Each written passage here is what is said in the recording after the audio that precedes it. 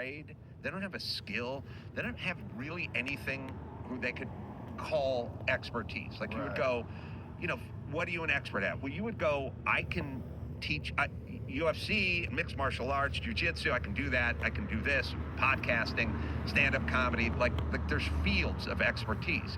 Speaking another language, mastering an instrument, things like that. And I realize so many people just are, there's just nothing. They never found a thing They'll find a thing, and they're so insecure, and they walk around in this heightened state of insecurity, and then somebody runs into them somewhere at an airport or a Starbucks or something, and they start ripping off, throwing furniture. And it's like, why are you in this state all the time? And I realize it's an insecurity.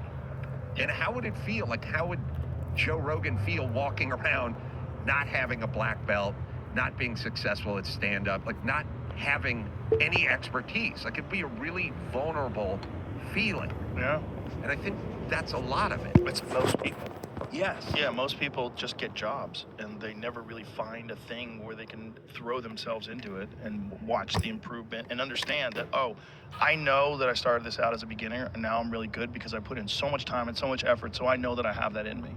I know I have that willpower. It's also like some people just don't have good brains. That's just a fact. It's like some people are born with big ears, some people have small ears, some people have shitty brains, and that's just true. I've met a lot of people, they're just dull. They're just dull-minded and dull-witted, and even if they threw themselves into something, they don't have the horsepower. They have a 9-volt brain. It sucks. It sucks, I know. But that's just reality. I know, and it's hard not to look at them through your lens, because you go, come on, man, the sun's shining, let's make some hay, let's go. Hey, there's so much to do. And they're like, huh? And you're like, come on. The saddest thing for me is when I talk to anybody, but especially a young person, I go, what do you like? What do you do? What's your thing? And they go, I don't know. I like video games. I go, no, but what's your passion? What do you want to get into? And they go, watching a lot of Netflix. I go, no, man, like, what is your thing? What do you want to get your hands on? And they just go, I don't know. Well, they've probably never been introduced to something like that. The problem with video games is it'll steal your thing. Like, yes. if video games, if there was a thing maybe you were into golf or maybe you're into something, video games will steal your time. They'll steal your desire because they're so fun. Yes, I think there's a problem with like satiation.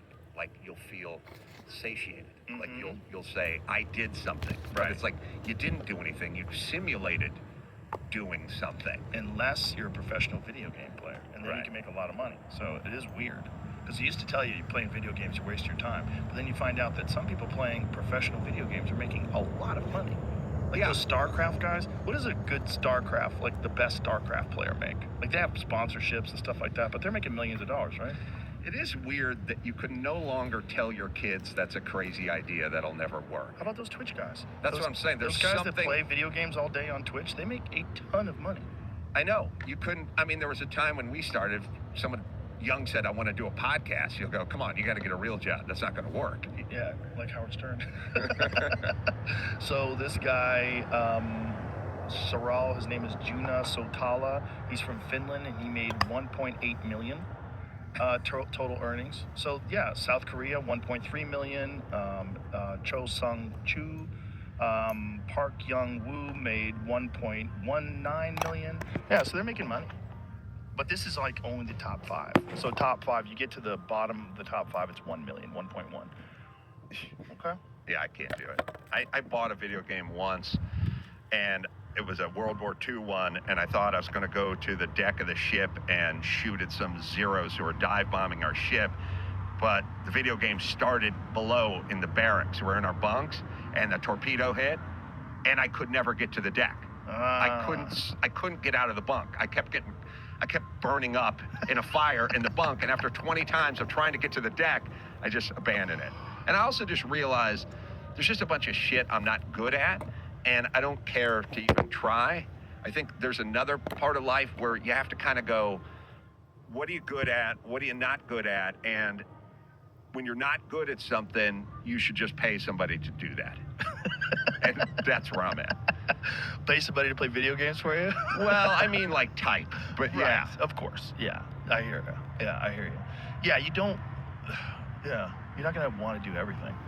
things that some people enjoy, like whether it's golfing or video games or whatever it is. Like you got to find out what you like. Yeah, And and I think hopefully that's it's one a of the bunch things- of stuff. It's one of the things that's missing in school is introducing people to the possibility of things they might like. Instead, what do? They just teach you stuff. You know? Yeah, it didn't work for me. No, It's not good for that. didn't work for me either. Yeah. Well, look at you now. You But it's- landed on- I know, but that's a weird thing. It's like there's no consideration of alternatives. There's no like, hey, you're kind of a wise ass. Have you ever thought about being a comedian? You know, you can make a lot of money doing comedy. Nobody ever says that to you. No, I never had that. It was a weird thing because it was always a sort of shut up.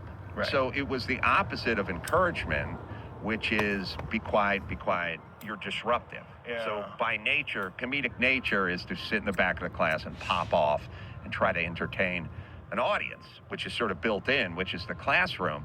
But it is interesting that they then offer an award called Class Clown. Did they offer an award for class clown? My high school, I was class clown.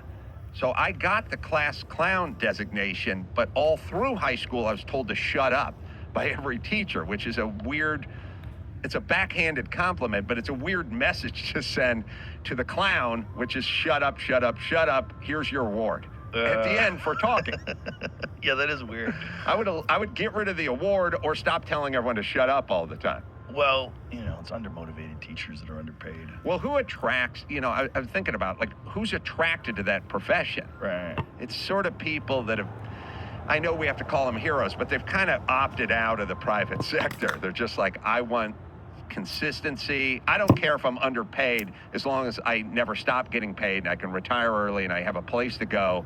And it's a kind of a version of life where you're not telling people to chase their dreams and explore the possibilities because you're in this place right now where you didn't chase your dreams. You're just Right. here. You know, I Right. mean, save the 10% who love kids or just want to work with kids. But most of my teachers were miserable. Most. Yeah. Miserable and very uninspiring. And just made you. I used to have nightmares after I left high school that I failed and I had to go back. I used to have nightmares Yeah. that I didn't get my diploma. Oh, it's funny. I wanted to go back because I wanted to play football. Like that, I didn't want to go to class, but I would have dreams about going back to play like one more year of football. Oh, that's funny. Because it's all I wanted to do, and it was the only thing I was good at, back then. And then once I got out of high school, it was just, construction sites, garbage. Yeah, me too. I just didn't know what to do. I mean, I was fighting at the time, but I didn't know like what I was going to do with my life. Did anyone tell you, like, I never had anyone go, hey, you should do comedy. Like, that seems to be your thing, or it seems to be what you're interested in or where your proclivities are.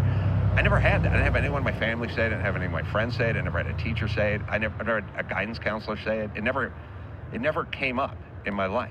Like, did it? It did, yeah. Come up for you? With me, it was guys that I would go to tournaments with. So Mhm. we would all be scared because we'd be on a bus or something traveling out of state to go to some tournament, and everybody'd be like real nervous.